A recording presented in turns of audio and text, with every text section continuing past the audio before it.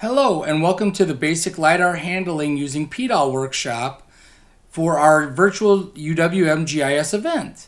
My name is Brett Ketter from the Department of Geosciences, and in this workshop we'll use publicly available LiDAR data and the open source and free software packages PDAL and QGIS to create a high-resolution digital terrain model, or DTM, that we can use in maps and 3D visualizations.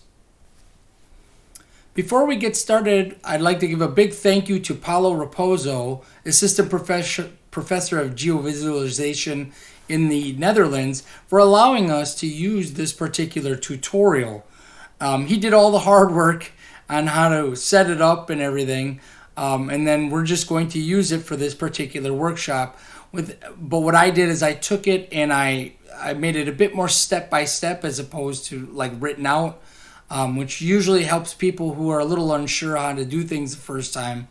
And then we'll hopefully be able to use some local data at the end of this to kind of do it all over again, except with local data.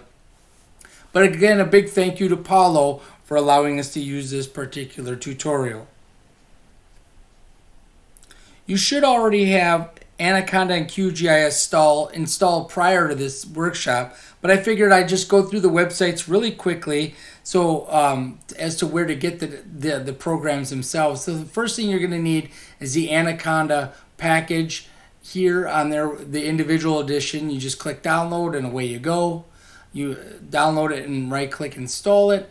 And then once you have Anaconda installed, you can follow this quick tutorial about how to install PDAL from Anaconda. And you don't need to install Anaconda. You just need to come down here as to where to install PDAL real quick. It takes literally no time at all.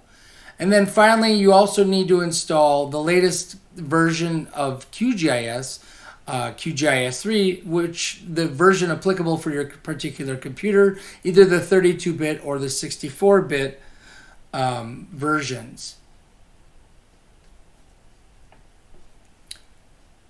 So what I did is I took Paulo's tutorial and I rewrote it and then put it up on my particular website, my personal website for UWM, always making sure I give credit to him as well. And then it explains kind of what you'll need for the basic knowledge, and you should already have seen all of this in the handout, and then where to go and how to install the software. So the way this workshop is going to work is I'm going to take and break up these particular chunks of the workshop based on sort of the program you're going to be using. This is sort of the introduction, explaining what we're going to do and the programs that we're going to need. The next one will be going out to the website and getting the data itself. Now, I bundled up all the data for everybody, so you can actually skip this part, but for completeness sake, I'm going to do a video on just getting the Netherlands data and getting it to show up. I will say that, like I said, you don't have to necessarily do this part.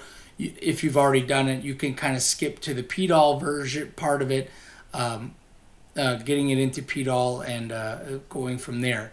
So I will see you in the next video.